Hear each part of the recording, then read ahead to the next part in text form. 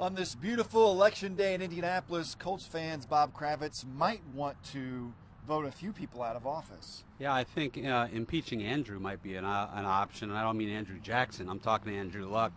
Quite honestly, at this point, I would do one of two things. I would either put him on a very short leash in the games to come, or I would even think about sitting him down because, quite honestly, I'm not sure that he gives them their best chance to win at this point. Is he still hurt in some way? You've got to think so, but at the same time, I know for a fact that he did not have an off-season lobotomy. And so, you can't use the injury to explain the decision-making. And the decision-making, while maybe it's part of it is an injury and the shoulder isn't right, and we see it in those throws, but this is a smart guy, a smart football guy, and knows how to read defenses, and all of a sudden, yeah, it's like he's been lobotomized, and I can't understand it. So really, at this point, I would think about putting him on a very short leash. Honestly, I would have pulled him out of the game in the third quarter last night. Then, of course, it wouldn't have gone to overtime, but I would have pulled him. But ultimately, it's the same pattern. Luck plays poorly, team falls behind, rallies in the end, comes up short.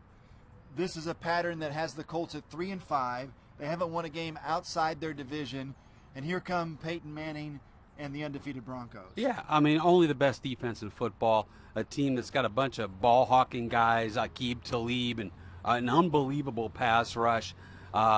He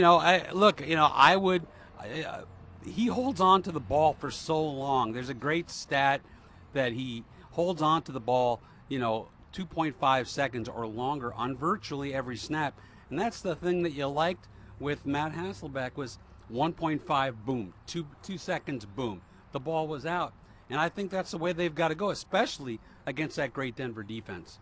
This almost seems ludicrous that we're talking about putting a 40-year-old quarterback in for Andrew Luck. But you're serious. I'm dead serious. Look, they're 1-5 with this guy. He's thrown, 12 interceptions now, a couple of fumbles. His completion percentage is way down there. He's 31st in QBR. I mean, last night, if this was any guy, if his name was not Andrew Luck, he would have been benched. And look at Colin Kaepernick. Colin Kaepernick went to the Super Bowl, darn near won the Super Bowl, and he's being benched in San Francisco.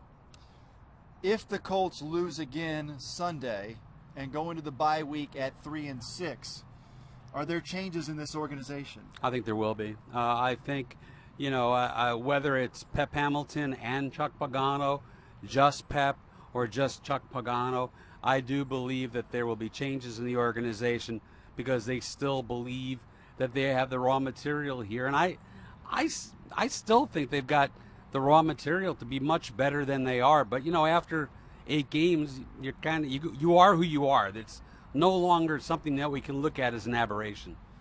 Chuck Pagano and Andrew Luck both refused to talk about Andrew Luck's reported rib injury. Right. Where do we stand on that? What happens next? I don't think it looks good for the Colts at this point. Neither side, nobody from the Colts will outright deny what Jay Glazer reported, which was that he played with fractured ribs. No, let me say that again. These are all non-denial denials. They're saying, well, just check the injury report.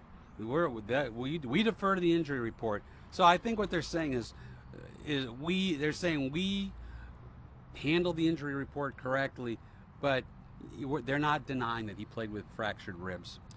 That's WTHR.com columnist Bob Kravitz, and I'm Rich Nye on a beautiful election day, hoping for better results at the ballot for the Colts coming up.